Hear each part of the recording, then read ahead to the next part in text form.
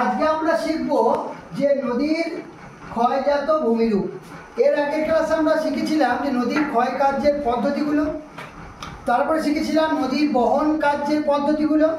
এবার আমরা শিখব নদী যে উচ্চগতিতে ক্ষয় করছে, উচ্চগতির প্রধান কাজ কি? কি কাজ? ক্ষয় করা। তাহলে ক্ষয় করা যদি প্রধান কাজ হয়, তাহলে ক্ষয় কার্যের ফলে কিছু ভূমিরূপ তৈরি করবে। সেই ভূমিরূপগুলো আজকে আমরা বিস্তারিত জানবো, ঠিক আছে? তাহলে প্রথমেই আমরা শুরু করছি জলপ্রপাত থেকে। নদীর ক্ষয় কার্যের ফলে কি ভূমিরূপ তৈরি করছে? জলপ্রপাত। নদীর ক্ষয় কার্যের ফলে কি তৈরি করছে? ক্যানিয়ন। নদীর ক্ষয় কার্যের ফলে কি ভূমিরূপ তৈরি করছে? গিরিখাত। নদীর ক্ষয় কার্যের ফলে কি তৈরি করছে? প্রপাতকূপ। নদীর ক্ষয় কার্যের ফলে কি তৈরি করছে? নদীর ক্ষয় কার্যের ফলে কি করছে? শৃঙ্খলিত শৈলশিরা। প্রত্যেকটা ওয়ান বাই ওয়ান আমরা জানবো। তাই প্রথমেই শুরু করছি জলপ্রপাতটা কি জিনিস। ভালো করে বুঝো, আসলে বুঝতে পারবে। এদিকে দেখাও, এখানে দেখো, ক্যামেরাটা দিয়ে করো, দেখো এখানে দেখো, এটা দেখো, এটা ভাবো ডাস্টার। ডাস্টারটা উপর থেকে নিচের দিকে পড়লো, হ্যাঁ কি না? পড়লো তো, ডাস্টার উপর থেকে নিচের দিকে পড়লো। কেন পড়লো কে বলতে পারবে? যদি এইভাবে শিলাটা থাকতো, ভাবো, পড়াশুনোর কথা বলছি না, গল্প বলছি, গল্প মজাদার জিনিস দেখেছি, পড়াশুনো ভাবো না। ভাবো এইটা শিলাটা যেটা আছে, এই শিলাটা যদি এরকম সমান থাকতো, তাহলে কী করতো?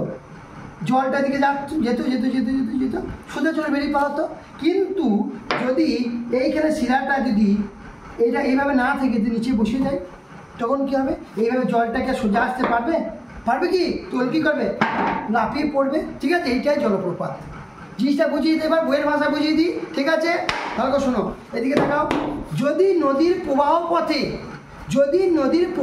নদীটা এদিকে প্রবাহ হচ্ছে, নদীর প্রবাহ পথে যদি কঠিন শিলা এবং নরম শিলা, নদীর প্রবাহ পথে যদি কঠিন শিলা নরম শিলা পাশাপাশি অবস্থান করে, তখন নদীর কঠিন শিলাটাকে কম ক্ষয় করবে এবং নরম শিলাটাকে বেশি ক্ষয় করবে। বেশি ক্ষয় করতে অনেকটা নিচে ক্ষয় করে দেবে। যদি নিচে বেশি ক্ষয় করে, নরম শিলাটা বেশি ক্ষয় করে, কঠিন শিলাটা কম ক্ষয় করবে, তখন কী হবে? এর মধ্যে একটা ব্যালেন্সটা ঠিক থাকবে না, একটা আনব্যালেন্স কন্ডিশন তৈরি হয়ে যাবে, একটা অসমতা তৈরি হয়ে যাবে শিলার মধ্যে, নদীর প্রবাহ পথে। তখন কী হবে? নদী ঝাঁপিয়ে উপর থেকে নিচের দিকে পড়বে। এটিকে বলে জলপ্রপাত। বুঝতে পেরেছ? পারোনি?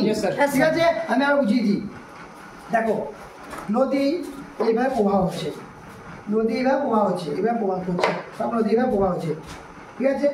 এইভাবে প্রবাহ পথে, নদীর প্রবাহ পথে, ঠিক আছে? নদীর প্রবাহ পথে কঠিন শিলা নরম শিলা পড়ে গিয়েছে। নদীর প্রবাহ পথে এইভাবে কঠিন শিলা নরম শিলা পড়েছে। এটাকে ভাবো কঠিন শিলা, এইটাকে ভাবো কঠিন শিলা, আমার এই চেয়ারটাকে, আর এই বইটাকে ভাবো নরম শিলা। কঠিন শিলা নরম শিলা পাশাপাশি অবস্থান করছে, সমান্তরালভাবে অবস্থান করছে।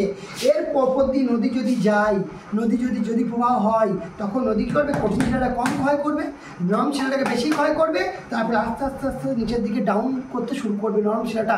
এর ফলে একটা অসমতা দেখো তৈরি হয়ে গেল। এই অসমতা তৈরি হওয়ার জন্য নদী এই জলটা এই কঠিন শিলা থেকে নরম শিলার দিকে ঝাঁপিয়ে পড়বে। এটা বলছে জলপ্রপাত। বুঝতে পেরেছো? পারোনি? ঠিক আছে, বুঝে গেল? ঠিক আছে, চলো এবার আমরা শিখবো যে প্রপাতকূপ। কেন বললাম প্রপাতকূপ? এর সাথে সম্পর্কিত কথাটা, তাই প্রপাতকূপটা আগে বোঝাবো, ঠিক আছে? প্রপাতকূপটা বোঝে না, ঠিক আছে? জলপ্রপাত বুঝতে পেরেছো তো? উদাহরণ দিই তোমাকে, ভারতের উচ্চতম জলপ্রপাত যে বড়াই নদীর উপর আছে কুঞ্চিকল, ভারত উচ্চতম জলপ্রপাত।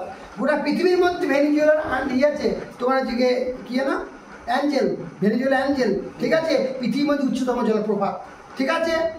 আর নাইগ্রা ওয়াটারফল কিন্তু খুব সুন্দর, ওয়াটারফল, ঠিক আছে? চলো, ভারতে অনেক ওয়াটারফল রয়েছে, যেমন সুবর্ণরেখা নদীর উপর 10ম জলপ্রপাত রয়েছে, এরকম অনেক আছে, ভারতের উপরে আছে। যাই হোক, জলপ্রপাত কীভাবে সৃষ্টি হয় বুঝতে পেরেছ? এটা এইভাবে আনব্যালেন্স কন্ডিশন না তৈরি হয় তাহলে জলপ্রপাত কিন্তু হবে না। এটা আনব্যালেন্স কন্ডিশন তৈরি হচ্ছে, কঠিন শিলা নরম শিলা পাশাপাশি অবস্থান করছে, আনব্যালেন্স কন্ডিশন তৈরি হলো, এর ফলে কিন্তু জলপ্রপাতটা সৃষ্টি হয়। জল ঝাঁপিয়ে পড়লে জলপ্রপাত। বুঝতে পেরেছ? চলো এবার প্রপাতকূপ। তুমি আমাকে একটা মজার জিনিস বলো তো। ধরো আমার বাড়িটা ছাদ, কি ছাদ থেকে যখন জল এই পাইপের মাধ্যমে যাবে, কি একটা পাইপ লাগানো থাকে এখানে, পাইপের মধ্যে জলটা দেখবে নিচের দিকে যখন পড়বে, নিচের দিকে যখন পড়বে, যে জায়গাটা পড়ে একটা হাঁড়ির মতন গর্ত সৃষ্টি হয় না, হয় না? হয়তো এই আমাদের স্কুল বিল্ডিং ঘটনাটা ঘটেছে, দেখবে একটা পাইপ দিয়ে যেখানে জলটা পড়ছে নিচে থেকে গর্তের মতো হাঁড়ি পাড়া সৃষ্টি হয়েছে, ওইটা হচ্ছে প্রপাত কূপ। প্রপাত কূপ, ওটাই প্রপাত কূপ। এবার বইয়ের ভাষায় বুঝিয়ে দিই, বইয়ের ভাষা বুঝিয়ে দিই।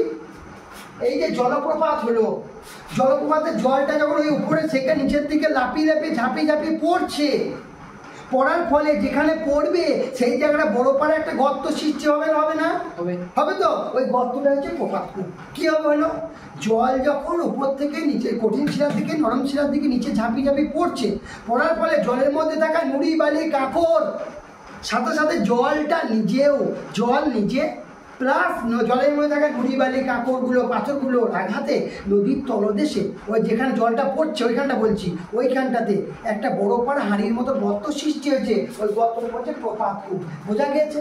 বোঝা গেছে? যদি আবার জল, জলটা ঝাঁপিয়ে ঝাঁপিয়ে এই জায়গাটার মধ্যে পড়ে, জলটা ঝাঁপিয়ে যাবে এই জায়গায় পড়ছে, এই জায়গায় বড় পাড়ার গর্তের সৃষ্টি হবে। এই জলের মধ্যে থাকা নুড়ি বালি কাঁকড় প্লাস জল, এই দুইয়ের আঘাতে কম্বিনেশনে এইখানে বড় পাড়া গর্তের সৃষ্টি হবে, এই গর্তটা হচ্ছে প্রপাত কূপ। বোঝা গেছে? তোমার উদাহরণ দিলাম, বাড়ির ছাদের উদাহরণটা মনে রাখবে, তাহলে এটা মাথায় ঢুকবে। বুঝা গেছে তো? এবার আমরা শিখবো, বলছে মন্থকূপ কি জিনিস। মন্থকূপ কি জিনিস ভাবো তো। এই নদী যাচ্ছে, এই একটা নদী সাপের মতো এঁকে বেঁকে যায়, আমাদের অজয় নদী এঁকে বেঁকে চলে। একবারে কথা আছে, দেখো ছোটবেলায় করতাম, আমাদের অজয় নদী এঁকে বেঁকে চলে, বর্ষা কি জানো কি ভুলে গেছে ওটা, বৈশাখ মাসে তার হাঁটু ভরা জল থাকে, পড়েছিস যা, সে নদী এঁকে বেঁকে যাচ্ছে। কেন এঁকে বেঁকে যাচ্ছে পরে শিখবো, ঠিক আছে? তো এঁকে বেঁকে যাচ্ছে, নদীর মধ্যে থাকা নুড়ি বালি কাঁকড় থাকবে না, থাকবে না? নদীর মধ্যে নুড়ি বালি কাঁকড় থাকবে কি থাকবে না? থাকবে, থাকবে, থাকবে। নুড়ি বালি কাঁকড় নদীর মধ্যে আছে, থাকলো থাকলো থাকলো, এরা নদীর সাথে বয়ে যাচ্ছে, কিন্তু নদীর কিন্তু এদিক থেকে এদিকে বইছে, নদীর কিন্তু এদিক থেকে এদিকে বইছে, বুঝতে পেরেছো? এবার নদীর মধ্যে থাকা নুড়ি বালি কাঁকড় গুলো আঘাতে নদীর তলদেশে কি বলছে, ছোট ছোট ছোট ছোট ছোট ছোট বাটির মতন গর্তের সৃষ্টি হবে, ওই গর্তগুলোকে বলছে মন্থকূপ।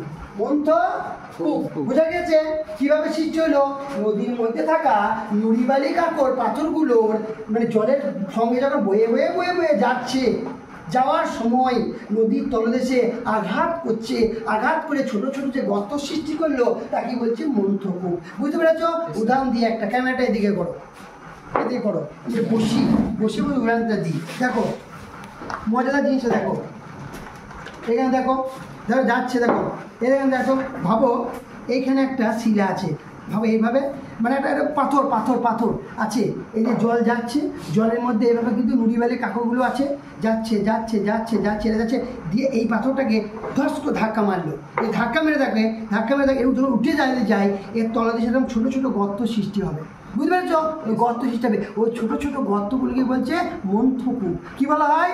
মন্থকূপ। কী করে হলো, নদীর মধ্যে থাকা নুড়ি বালি কাঁকড়গুলো পাথরগুলো আঘাতে এই নদীর তলাদেশে এরকম ছোটো ছোটো ছোটো ছোটো গর্তগুলো সৃষ্টি হবে, এই গর্তগুলোকে বলছে মন্থকূপ। কীভাবে হলো, কারণ বেসিক্যালি এইভাবে সৃষ্টি হতে পারে যে নদীর মধ্যে একটা বড় পাথর আছে, এই পাথরটা গেলে যাচ্ছে, এই নদীর মধ্যে থাকা নুড়ি বালি কাঁকড়গুলো প্লাস জল দুজনের আঘাতেই এটা হটিয়ে দিলে এইভাবে, যদি হটিয়ে দেয় তাহলে তলাতে যদি এটা ভেঙে পড়ে যায়, তলাতে গর্ত সৃষ্টি হবে, হবে না? হবে না? ওই গর্তগুলো কি ছোটো ছোটো গর্তগুলোকে বলছে মন্থকূপ। এবার অনেক সময় মন্থকূপ, অনেক সময় ছোটো ছোটো গর্ত তো অনেক হয়ে যায়, তোকে মন্থকূপ কলোনিও বলা চলে, কলোনিও বলে, কারণ কলোনিতে কী হয় যে অনেক টাইপের লোক একসঙ্গে বসবাস করে, অনেক লোক বসবাস করে, কলোনি, এটা যে মন্থকূপের কলোনি হয়ে গিয়েছে, এটা বুঝতে পেরেছ?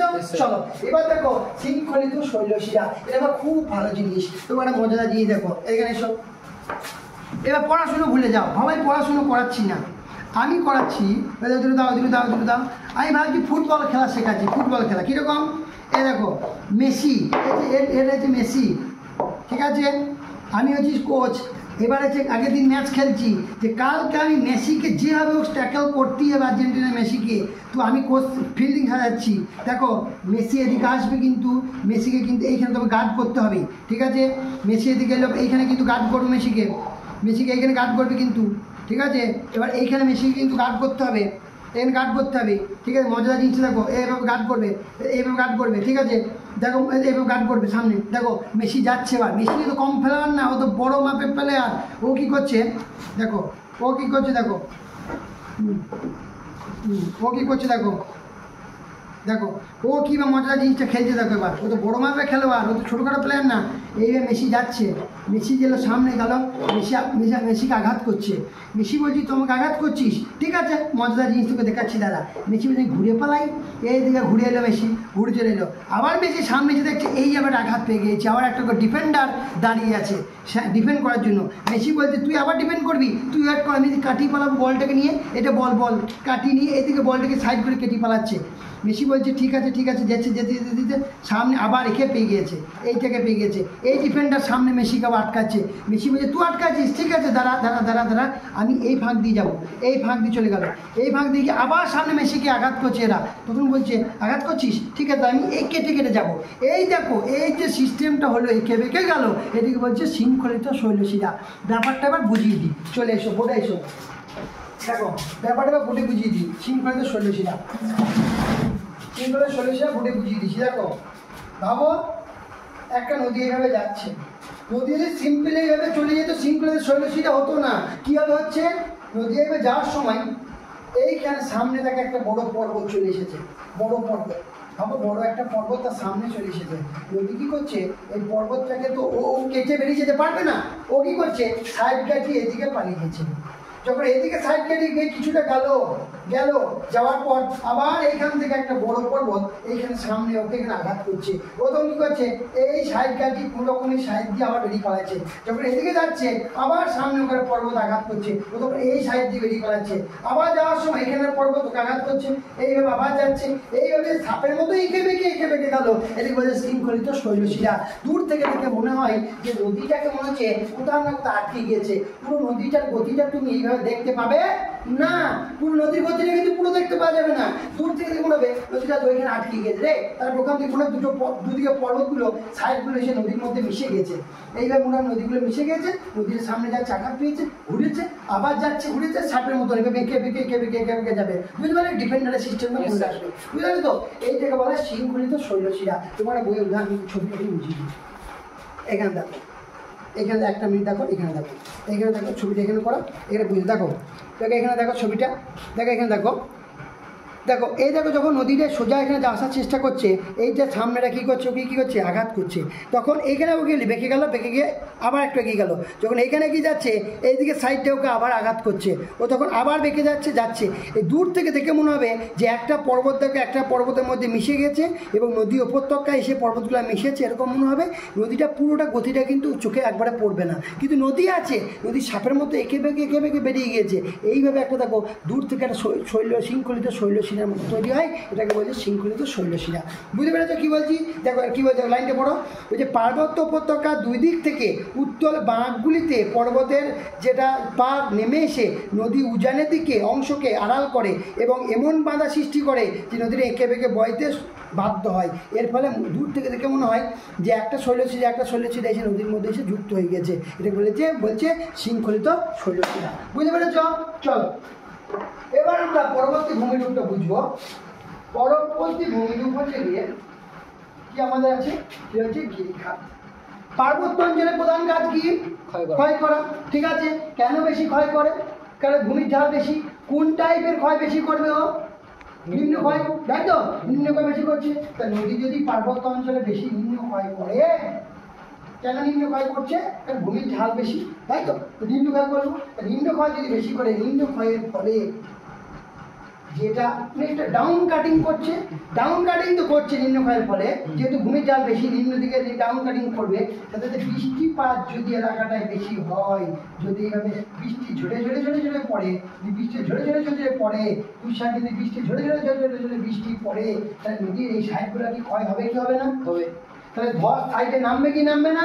নামবে। তারপরে ও তো নিম্ন ক্ষয় করছে, নদী তো নিম্ন ক্ষয় করছে, নদী নিজের গতিতে নিম্ন ক্ষয় করে বাড়াচ্ছে। কেন বাড়াচ্ছে? যেহেতু তার গতিপথ বেশি, তার শক্তি বেশি, পাওয়ার বেশি, নিম্ন ক্ষয় করলো। কিন্তু ওই যে ধস নেমে যখন যাচ্ছে বৃষ্টিপাতের জন্য, অতিরিক্ত বৃষ্টিপাতের জন্য ধস যখন নামছে, তখন নদী উপত্যকাটা এরকম থাকার কথা, যেহেতু নদী নিম্ন ক্ষয় করছে এরকম থাকবে। যেহেতু দু সাইডে বৃষ্টিপাত অঞ্চল, যেহেতু বৃষ্টির জন্য ধস নামছে, বৃষ্টির জলগুলো যখন নদীর মধ্যে আসছে তখন ধস নামবে, আস্তে আস্তে ক্ষয় করবে, দুদিকে সাইডটা ক্ষয় করতে পারে, এরকম থাকতে আস্তে আস্তে এইভাবে হয়ে যাচ্ছে, এই যে ভিসেপ, এইভাবে ভিসেপ তৈরি করছে, ভিয়ের মতন আকৃতি ভূমিরূপ তৈরি করছে। কোথায়?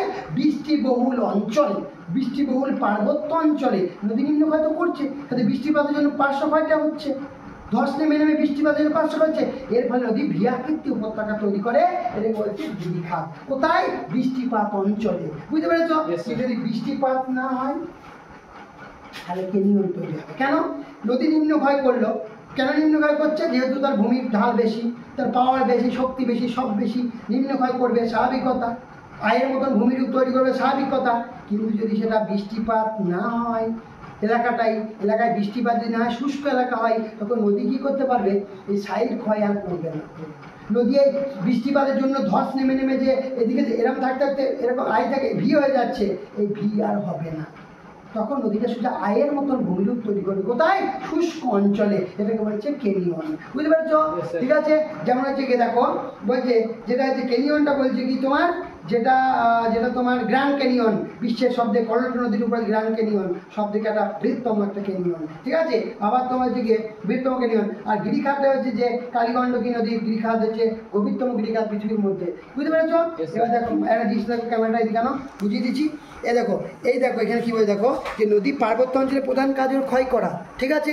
কিন্তু যদি বৃষ্টিপাত হয়, এই দুদিকে সাইডগুলো ধস নেমে নেমে এই আই থেকে এরকম আই থেকে ভিয়ের মতো কনসেপ্ট নিয়ে নেবে, দিয়ে এরকম গিরিখাত তৈরি করবে। যদি বৃষ্টিপাত অঞ্চল না হয়, যদি এরকম শুষ্ক অঞ্চল হয়, দেখো শুষ্ক অঞ্চল যদি হয়, তখন ইংরাজি আয়ের মতন ভূমিরূপ তৈরি করবে, গভীর এবং সংকীর্ণ ভূমিরূপ তৈরি করবে, তখন তাকে বলবো কেনিয়ন। কিন্তু কেনিয়নের ক্ষেত্রে কী হবে বলো তো, যে এখানে বৃষ্টিপাত যেহেতু কম, তাই পার্শ্বক্ষয়টা হবে না, ধস নামার চান্সটা কম, ওই যদি ইংরাজি আয়ের মতন ভূমিরূপ হবে, আয়ের মতন হবে। কিন্তু গিরিখাতের ক্ষেত্রে ভিয়ের মতন ভূমিরূপ হলো, কেন? যেহেতু বৃষ্টিবহুল অঞ্চলে হলো। ঠিক আছে, বুঝতে পেরেছো জিনিসটা? বেশ, ঠিক আছে, চলো বাই।